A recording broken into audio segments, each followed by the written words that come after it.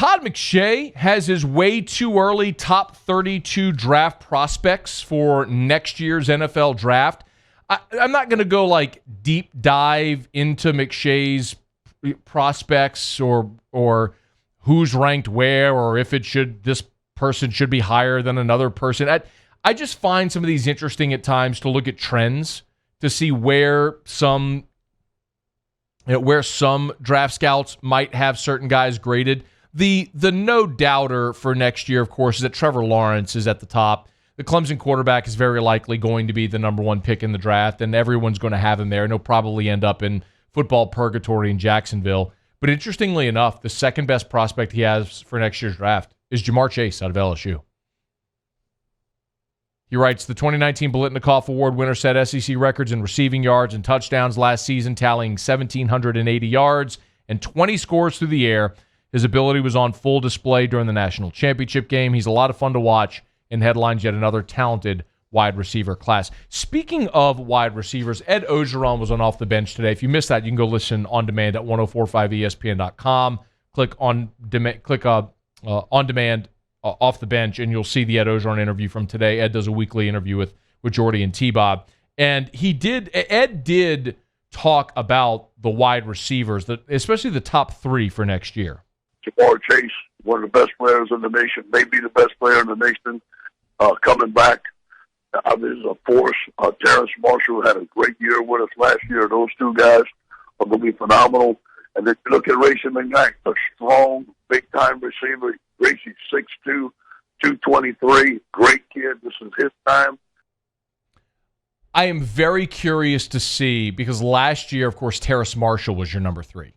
And that's a former 5-star that you had as your number 3 who was at times dominant. Touchdown in the national championship game.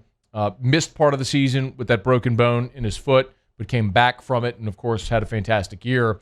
Well, now with Justin Jefferson gone, is Racey McMath ready to assume that role as the number 3? I am very curious to see Trey Palmer this year because you talk to coaches out there and they talk about his speed. He was a 100-meter champion, and that's a guy that they really feel like is ready to emerge. But you're going to have a lot of competition with young guys coming in like Coy Moore. The young receiver battle to see who can get on the field is going to be fun to watch. But the name that Ed Orgeron mentioned again today, that every time he's asked about the offense, he unsolicited brings up this name. It happened again today. Jordy and T-Bob were asking him about receivers, and he brought up freshman tight end Erik Gilbert. Obviously, we got some young receivers. The guy I'm excited about is Erik Gilbert.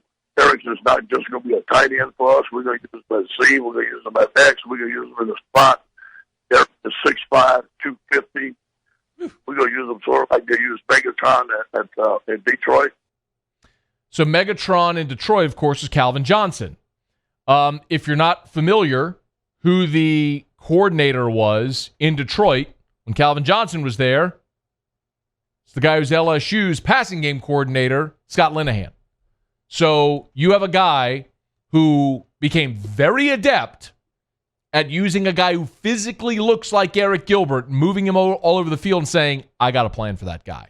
That is a super exciting and enticing little nugget there from Ed Orgeron. We're talking about Erik Gilbert because you're comparing him to one of the greatest receivers of all time and maybe, arguably, the greatest physical freak the wide receiver position has ever seen in Calvin Johnson. They called him Megatron, for God's sakes. He went to Georgia Tech and balled out at Georgia Tech. I mean, that's a really, like, Ed Orgeron will tell you, and Mike Detillier says this often when he's with us on Thursdays. If you're listening closely enough, what does Mike say? He's not going to write the story for you, but he's going to tell you. Like, Ed tells you. Like, he tells you when he's interested. Guys, last week, what did Ed say when he was talking about the offensive line? Jason Hines, we got to get that quarterback center exchange snap and the shotgun snap. Hines was having trouble with that. So they're looking at other guys possibly at that spot, at center, if Hines can't get this quarterback center exchange snap, the shotgun snap. Well, Ed's telling you here as well, man. He was asked about receivers, and he brought up unsolicited Erik Gilbert. They're excited about him, man. I think that kid's going to absolutely make a big impact. The McShay top 32. So Jamar Chase, he has as the number 2 overall prospect for next year's draft behind only Trevor Lawrence. There is another LSU player on this list. The 22nd best player overall for next year's draft class, Todd McShay says, is Tyler Shelvin. 6'3", 346. He's a fourth-year junior. He writes, Shelvin is a nightmare for opponents in the middle of LSU's front. He consistently anchors versus double teams. He does a good job moving quarterbacks off the spot with his bull rush. The counting stats aren't there yet, but you can see the talent on tape. There may not be another prospect who stands to gain more from the switch from a 3-4 to a 4-3 than Tyler Shelvin. Nose tackles don't typically accumulate stats. And that he did not have a sack last year, so that's sort of what Moshe is alluding to. But when you're constantly eating up double and triple teams in the middle of a defense, you're freeing up your linebackers to make plays, which was Shelvin's role last year, and Apuaika as well. Now, you're going to shade him to a 4-3 defensive tackle from a true nose and say, split the double team, get upfield and kill the quarterback. Tyler Shelvin has the possibility to have a monster year, and it's so interesting to think about his path, too, because he was the number 1 player in Louisiana in 2017, but didn't qualify academically, so he took an academic red shirt in 2017. And they were really high on him going into 2018, but Ed Orgeron said over and over again he had to lose weight. If you remember, the opener against Miami, Shelvin didn't play, and after that game, it was a cryptic tweet about him, moving on. And I even asked Ed about that in the Monday press conference after that tweet.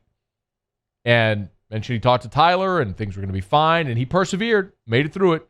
By the end of that season, he got his weight in check, he got on the field, started to make an impact, and at times last year in 2019, he was dominant. And now you're looking at the possibility of being a first-round draft pick. That is certainly a case in point of perseverance and sticking to it, which Tyler Shelvin did. He could have left at any point because of grades or because he wasn't playing early in the 2018 season, but he got on the field and now is looking at the possibility of being a first-round pick. So think about it. Academic redshirt in 2017. Didn't play against Miami early in 2018. You finally break out in 2019, and then potential first-round pick. That's a hell of a curve for Tyler Shelvin. The 2 other things that stood out on this, 6 Alabama guys on this list. And you've heard me now talk about LSU building a program that is recession-proof. Alabama's done it because every year they lose 4, 5, 6 guys in the first round of the draft, and every year when you look at one of these lists, it's another 4, 5, 6 guys. That's the degree that LSU is recruiting at now, and you're going to start to see that. I don't know if it, like last year at this time, nobody had Patrick Queen as a first-round draft pick. He ended up there. Nobody had Justin Jefferson as a first-round draft pick. He ended up there. But LSU is starting to get to that place with the way they recruit and develop that Alabama's at. And the other thing, too, and I'll just file this away, but he's got Justin Fields, the quarterback from Ohio State, as the 4th best player. Penei Sewell, the offensive tackle from Oregon, is 3rd. And he's got Justin Fields as the 4th best player in this year's draft. Again, this is Todd McShay's top 32 for next year's draft. I might be an outlier on this, but I got to see it with Justin Fields in the league to believe it. And maybe I am unfairly judging Justin Fields based on the lack of success that other Ohio State quarterbacks from that offense have had in the NFL. But if you think back to Braxton Miller or J.T. Barrett or Cardale Jones or Dwayne Haskins, who granted is a young quarterback, Haskins was the only one of those that was a first-round draft pick, and the jury is obviously still very much out as he's early in his career on that. Maybe it's unfair to judge Justin Fields by the standard that those quarterbacks held, but I just feel like every quarterback that they know how to plug and play into that offense is going to generate numbers. I don't know that quarterback can translate to the NFL, so I just got to see it. I'm skeptical on Ohio State quarterbacks until I do see it.